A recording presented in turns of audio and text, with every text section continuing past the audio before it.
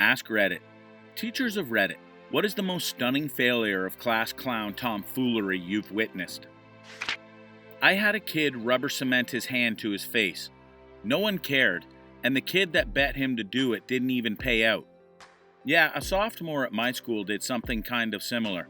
He superglued a penny to his forehead. Everyone just thought he was dumb. No one laughed.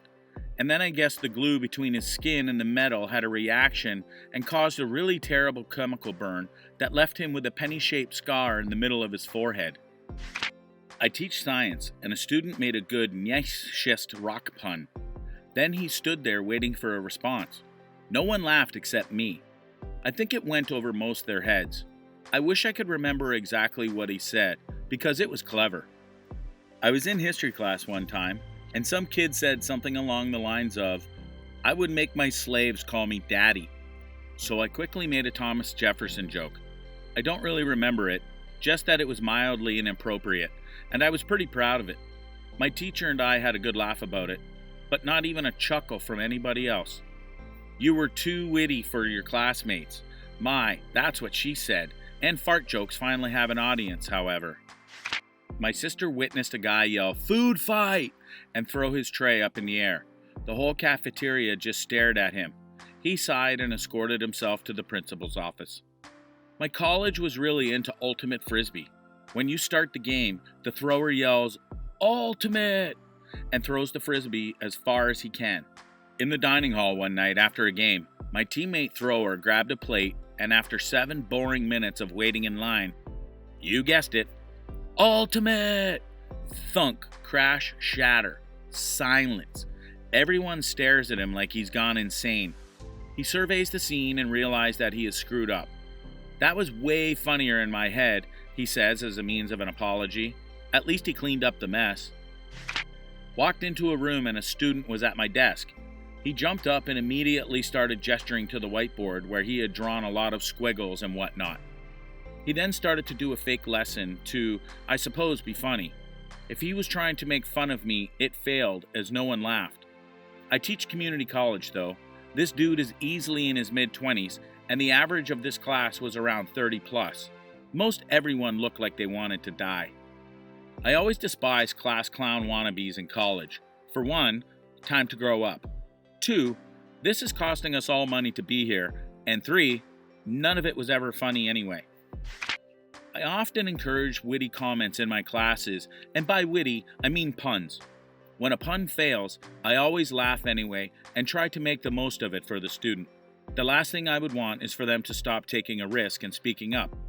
As for actual tomfoolery, I had this one student in year 8 who would do stupid things like make silly noises, pretend to fall down, etc. for attention.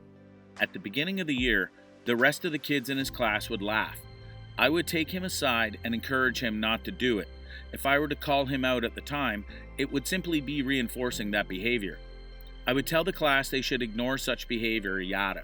He would get better for a bit, then revert to his old attention-seeking ways. Anyway, this obviously got old real fast for the other students in his class. One day he was swinging on his chair and accidentally tipped over backwards. Not a student looked up from their work. I ignored it as well. Watching from the corner of my eye, I could see him up on his elbows looking around the room, a befuddled expression on his face. Why was no one laughing? Why is no one looking at me? Not getting the reaction he wanted, he exclaimed loudly, "Ow! I just fell off my chair!" Still no response from anyone in the class. He then started rolling down around like a soccer player that had been touched in the penalty area, emitting spectacularly fake groans of pain and, I imagine, groans of frustration. Still no response from the class. Eventually, after a minute or so, my route around the class took me to his desk. By this point, he wasn't making noises anymore, just laying on the floor, once again on his elbows, glancing about the class with a look of bewildered frustration on his face. "Hey, Johnny," I say, "why are you on the floor?" With a petulant little pout, he says, "I fell off my chair." Me: "So, were you swinging on it?" Johnny: "Yes, but it was an accident." Me: "Okay, you hurt?" Johnny: "No."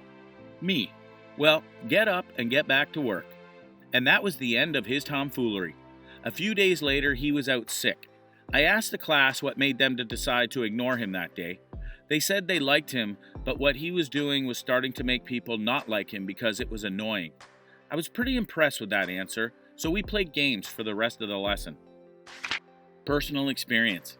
In history class, we were talking about Judaism and how God in their religion, Yahweh, apparently told Abraham to do something and he didn't, and God punished him. Anyway, I said, well, I guess it's Yahweh or the highway, really loudly, proud of my pun. Dead silence. Don't make jokes in first period, kids. We weren't goofing around, but the teacher took it as follows. During my junior year of high school, we had a substitute who was just about to call out attendance one morning. Minutes before, our school principal got on the intercom to announce that one of our students had been hit by a car and passed away the night before. The girl was in our class. Most of us sat there shocked. Couple people cried. Sub calls attendance. Calls her name. We reply, she's dead. He gets really angry, yells at us that it isn't funny to joke about that, which we angrily replied to him that the principal had just announced it. He called her name 2 more times and took a couple more minutes for him to grasp the concept that she was dead and we weren't just immaturely joking. What a weird way to announce someone's death. Over the intercom? Her best friends, her classmates all find out through an impersonal announcement over the intercom? That aside, unbelievable teacher. World War II vet came to our school to talk to us. Teacher made it pretty clear, do not ask how many people he has killed. As soon as the veteran was done speaking, he asked if anyone had questions. And of course, there's this girl, she thought she was just hilarious, raises her hand, and I just know what is coming next. How many people have you killed? There were sighs from everyone when she asked it. I hope she still cringes at doing that. Our head janitor was a Vietnam vet. Every year he would come to our U.S. history class, and our teacher would make us all ask him a question of our choosing as an assignment. Not wanting to be that kid, none of us asked how many people he had killed.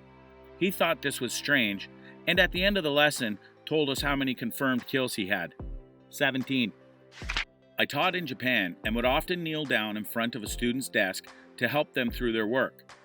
One day, this kid who was always a smartass called me over to ask for help, and thinking I wouldn't understand his Japanese, told me to kneel down and suck him off.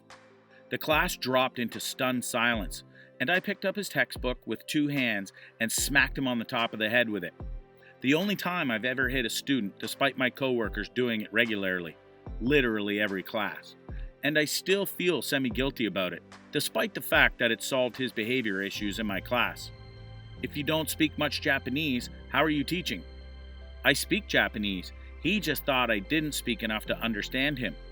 Also, many foreign English teachers aren't required to speak Japanese, and it is sometimes preferred that they don't, because then the students have to use English to communicate. Generally speaking, with my students, I would use as much English as possible and refrain from speaking Japanese. I taught in South Korea for a year, just a little while back. It was hard to adjust to it at first, but I absolutely fell in love with everything about it. My students are brilliant and talented. It was a genuine pleasure to be part of their education. Anyway, it was nearing the end of the year, and I threw a pizza party on the last day of our after-school creative writing class. I was already in a super emotional state at that time. I was homesick, but I knew I had grown so much more, and these kids had basically become family to me. 5 minutes before our last class was over, I stopped the party so I could just say a few last words of encouragement before I dismissed them for the last time. But this little bastard, Awesome was the English name he picked for himself at the beginning of the year, yelled over me and said, "Darn, after today, I will be the ugliest person at school again." And I just started crying. Not any of that girly I have something in my eye business, but full on flowing. I just watched the Iron Giant for the first time, bawling. Of course, I wasn't crying because I was offended. The gravity of my contract being over, going home, and knowing that I will be leaving my 200 or so little brothers and sisters behind just finally hit me. I was going to miss these kids, my kids. Just as I was finding the resolve to explain my tears, Jenny, girl genius, and, between you and me, one of my favorite students, walked over to Awesome and just slapped him right across the face. She screamed at him in Korean, what I would only find out much later to be, "Look what you did. You made him cry. You want to die?" I swear it sounds adorable in Korean.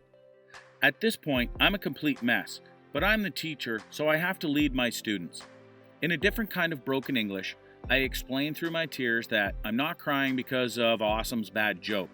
I'm crying because I won't be able to hear him and the rest of you after today. I went on to explain, tears the whole way through, how I was so proud to be with them this year, how I'll miss them, how they've all impacted me, and lastly, that I love them and will always support them. Maybe because I was so focused on trying to find my own resolve, I didn't notice that my students had lost theirs. It looked like everyone had simultaneously been told their moms have just died. The class was just distraught with tears. In the midst of all this emotion, Awesome, lovable crying bastard that he is, exclaimed, "It's not fair. Your eyes are so big. You're so handsome when you cry." Ephemeral style, teacher. I know that might sound super lame out of context, but it was hilarious at the time, and we half laughed, half cried even harder. Jenny apologized about 1,000,000 times to Awesome and was so embarrassed she couldn't look directly at me till the next day. So I guess my student didn't really end up with a stunning failure for his joke, but it was definitely not the outcome he expected. It was a really wonderful experience though, as awkward and unprofessional as it was. One of my high school freshmen was singing the Mickey Mouse Clubhouse theme song. I then told the class how my 2-year-old daughter loves to sing that song. She'll also always say, "It's me, Mickey," just like the show. The class clown, who frequently speaks before he thinks, said, "Oh man, I would punch her in the face if she did that in front of me." Silence.